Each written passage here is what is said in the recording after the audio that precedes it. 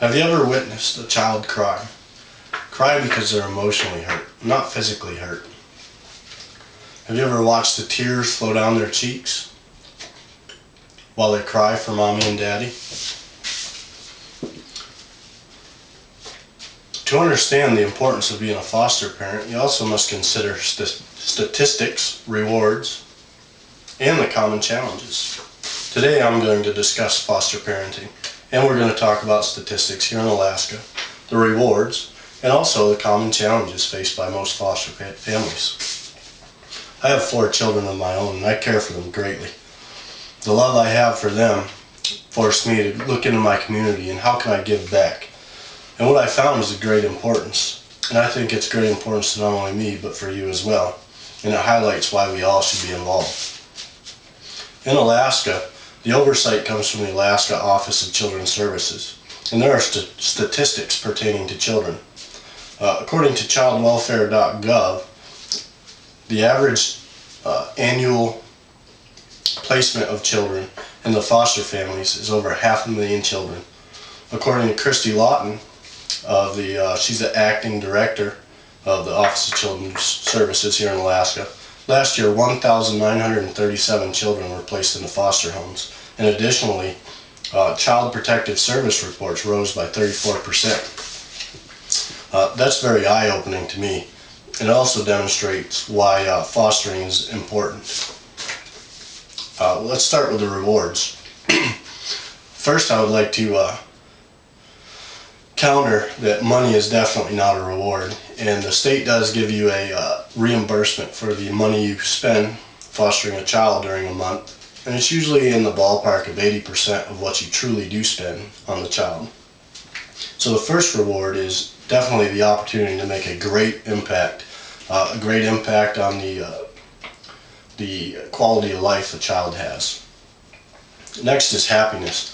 I find nothing greater than the smiles and laughter of a child. That is pretty rewarding. We once had a child. She came to our house. She was about 2 years old, and upon receipt of this child, we noticed she would throw fits. She would throw herself down and scream and cry. After 6 months, which is the period we had her, none of those signs were present at all, and she was a very loving, sweet child. Next is a happy reunion. Happy reunion would be either a placement with an adoptive family or reunion with their parents. Here in Alaska, 12 months, there's a 12-month goal for placement, a permanency placement for the child. It's either with an adoptive placement or it's with the families themselves. And when you see the families, after meeting their demons face first and correcting their whatever situation was that resulted in the child being taken, to see them meet that, beat that, and then to be reunited with the child is extraordinary.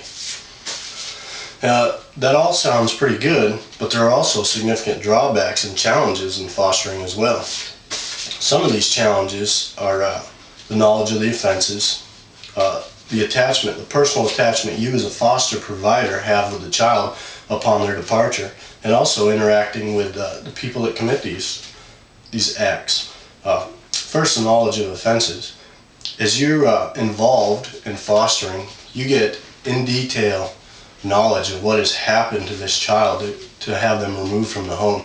Some of it's pretty graphic and pretty nasty stuff. Next is the attachment. When these children leave, I feel they're part of my family, and most do the same, and if you don't have that attachment, then you really aren't doing the job right. And lastly is interacting with the people that committed these offenses.